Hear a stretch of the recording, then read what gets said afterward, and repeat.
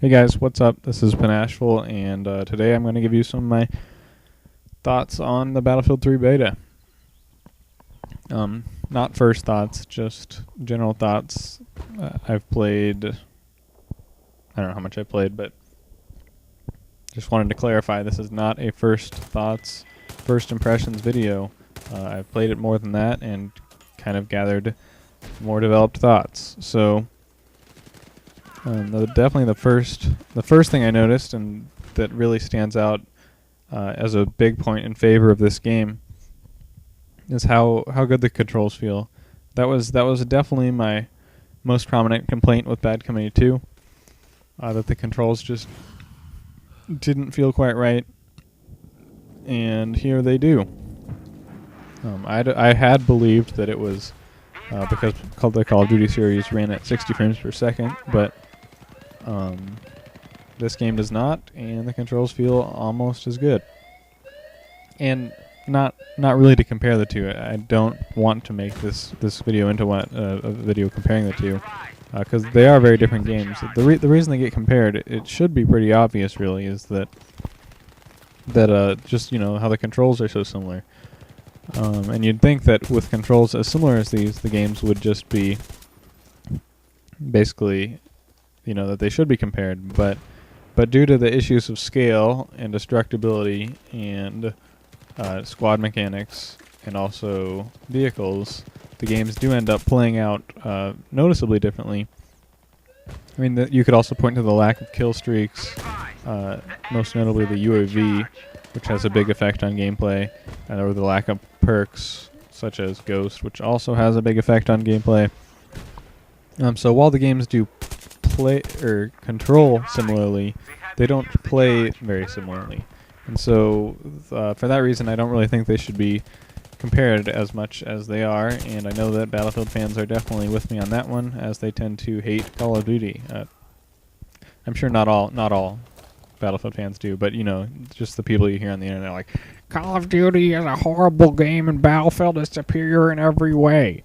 So, there's some, sorry if that's offensive to you Battlefield fans, that I portrayed you as like the angry PC gamer nerd with that voice, but I wasn't really talking about Battlefield fans in general, just the ones who are all butthurt that people compare their game to the most played game on anything right now. I think if I remember correctly, both Black Ops and Modern Warfare 3 are still in the top 10 most played games. I don't know if Bad Company 2 is still in there, so that's not. I don't know. I don't mean to get into that. I'm just gonna stop there.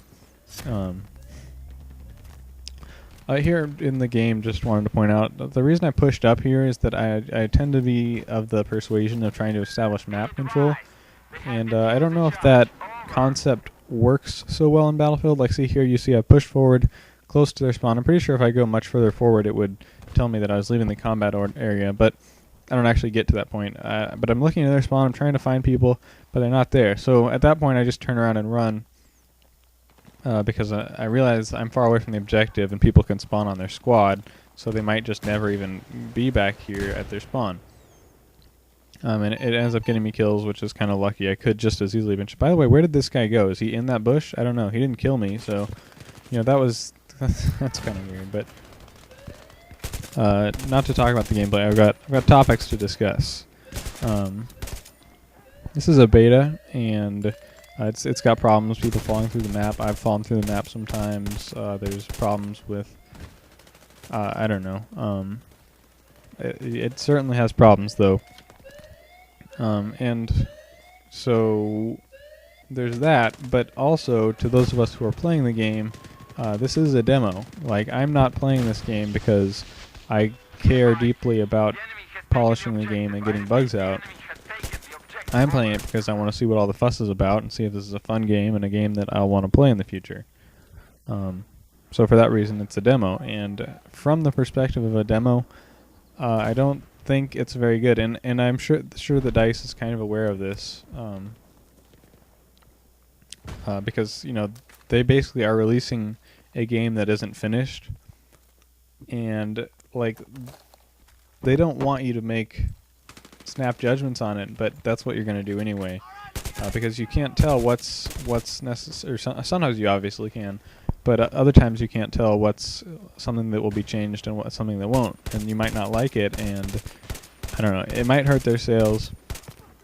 I hope not, because having, releasing a beta like this, I think is something game developers definitely should do.